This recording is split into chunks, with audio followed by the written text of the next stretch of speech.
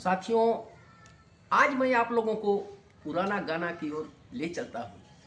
सबसे पुराना गाना कंघी और कागज से अद्भुत म्यूजिक सुनाने के लिए मैं आप लोग को जा रहा हूँ। गाना का बोल है, इन्हीं लगों ने ले लीना दुपट्टा मेरा।